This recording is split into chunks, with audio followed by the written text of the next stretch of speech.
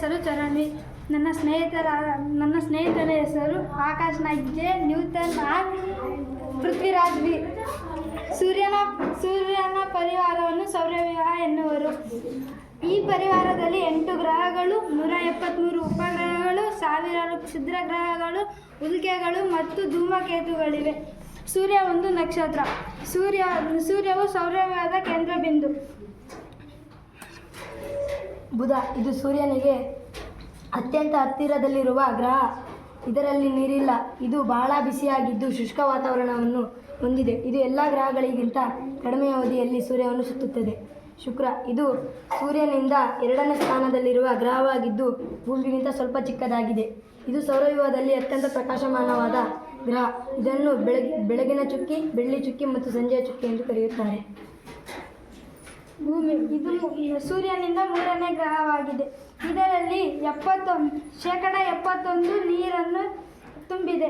21% ಭೂಮಿಯನ್ನು ಹೊಂದಿದೆ. ಈ ಭೂಮಿಯಲ್ಲಿ ಜೀವಿಗಳು ವಾಸಿಸುತ್ತಾರೆ. ಮಂಗಳ ಇದು ಸೂರ್ಯನಿಂದ 4ನೆಯ ಗ್ರಹ. ಇದನ್ನು ಅಂಗಾರಕ ಮತ್ತು ಕೆಂಪು ಗ್ರಹ ಎಂದು ಕರೆಯುತ್ತಾರೆ. ಇಲ್ಲಿನ ಮಣ್ಣು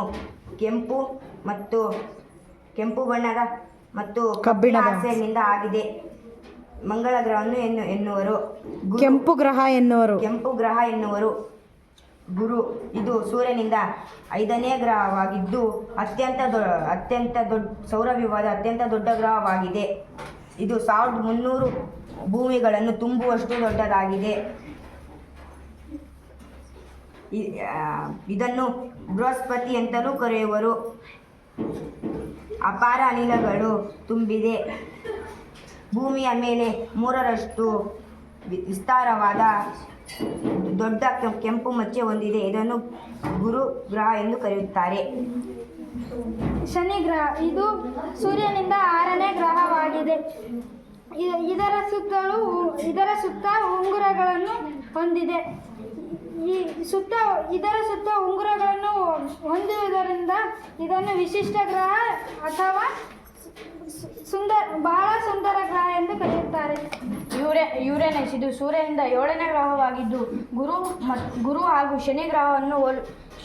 ಶನಿ ಗ್ರಹಗಳಂತೆ ಸಹ ಅನಿಲಗಳಿಂದ ತುಂಬಿದ ಗ್ರಹವಾಗಿದೆ. ಇಡೀ ಗ್ರಹವು ನೀಲಿ ಮತ್ತು ಹಸಿರು